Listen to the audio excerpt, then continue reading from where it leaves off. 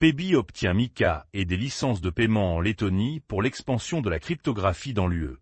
PayBee a obtenu à la fois une licence de cryptographie MiCA et une licence d'établissement de paiement PSD2 auprès de la Banque centrale de Lettonie, devenant ainsi la première entreprise du pays à détenir les deux simultanément.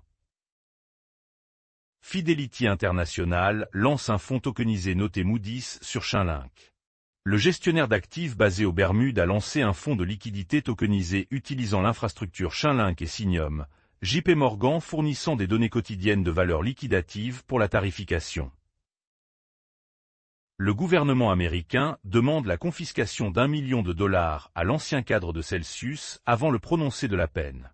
L'ancien directeur des recettes de Celsius, Ronnie Cohen-Pavon, qui doit être condamné jeudi après avoir plaidé coupable, a accepté un jugement d'1 million de dollars qu'il a obtenu en raison de ses crimes. Société Générale déploie des stablecoins sur Canton pour une finance tokenisée. La SocGen française prévoit d'utiliser ses pièces stables URCV et USDCV pour les garanties tokenisées, le financement des pensions et les activités de règlement institutionnel sur le réseau blockchain de Canton. Le volume mensuel de Polymarket diminue pour la première fois depuis août. Le volume des échanges sur les marchés de prévision a suivi des gains mensuels à mesure que le secteur gagne en popularité parmi les traders à court terme, mais la concurrence s'intensifie également. Le PDG de Coinbase, Brian Armstrong, soutient le Clarity Act avant le balisage de jeudi. Armstrong a déclaré que le projet de loi était plus proche que jamais d'avancer au Congrès américain après des mois de négociations entre l'industrie de la cryptographie et les banques. Seuls 4% des Américains pèsent sur la cryptographie lorsqu'ils votent. Sondage. Selon un sondage de Politico, les adultes américains se méfient largement de la cryptographie et la considèrent comme la question politique la moins importante lorsqu'ils choisissent pour qui voter. Le chatbot IA Claude aide un homme à récupérer 5 bitcoins après avoir trouvé une ancienne phrase de départ. L'investisseur en crypto a demandé à Claude de rechercher sur 2 Mac, 2 disques durs externes, une exportation Apple Note, iCloud Mail, la boîte de réception Gmail et les messages X pour l'aider à récupérer le bitcoin.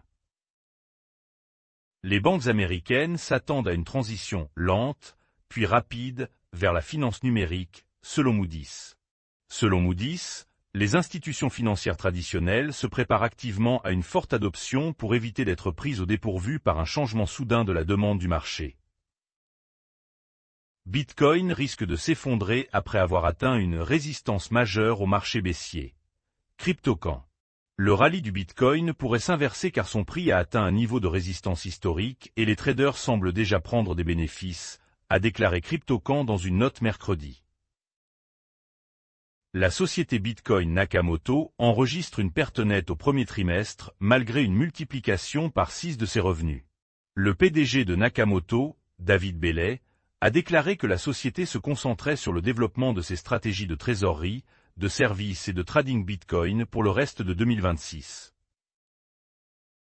Un juge de New York repousse l'audience sur l'offre d'Aave visant à débloquer 71 millions de dollars en ETH. Un juge de New York a ordonné des séances d'information supplémentaires parce qu'Aave n'a pas expliqué de manière adéquate comment des pertes cumulées pourraient survenir si l'avis d'interdiction restait en vigueur. La Maison-Blanche de Trump envisage 250 grâces pour célébrer le 250e anniversaire de l'Amérique. L'un des développeurs du protocole de mixage cryptographique Samurai Wallet a publiquement exprimé son espoir d'être gracié, aux côtés du fondateur de FTX, Sam Bankman-Fried. BitGo enregistre une perte plus importante au premier trimestre malgré un chiffre d'affaires qui a plus que doublé. Le chiffre d'affaires global de BitGo a doublé d'une année sur l'autre pour atteindre 3,8 milliards de dollars, mais la baisse du prix du Bitcoin et les coûts liés à l'introduction en bourse ont poussé les pertes nettes à 60,7 millions de dollars au premier trimestre. La Banque d'Angleterre reconsidère le régime strict du stablecoin.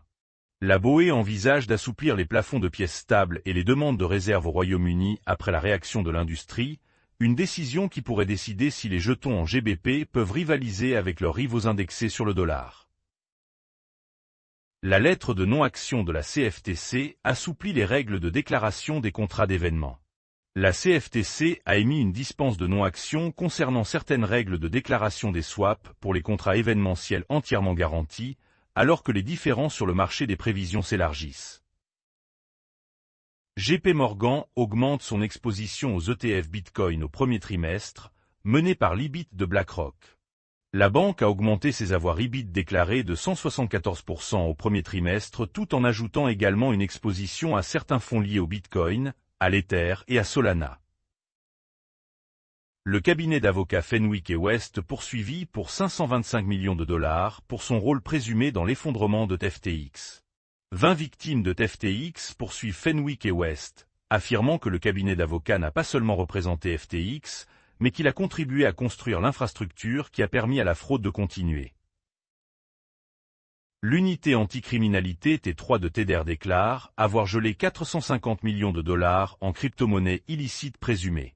L'unité de lutte contre la criminalité financière T3 affirme avoir gelé plus de 450 millions de dollars liés à des activités illicites présumées, alors que les pressions sur la conformité des pièces stables s'intensifient. Les ETF Bitcoin perdent 635 millions de dollars, alors que le BTC passe sous les 80 000 dollars. Les ETF Bitcoin ont enregistré des sorties de 635 millions de dollars mercredi, la plus importante depuis fin janvier, alors que l'IBIT de BlackRock a mené les rachats dans un contexte de prise de bénéfices et que le BTC oscille près de 80 000 dollars.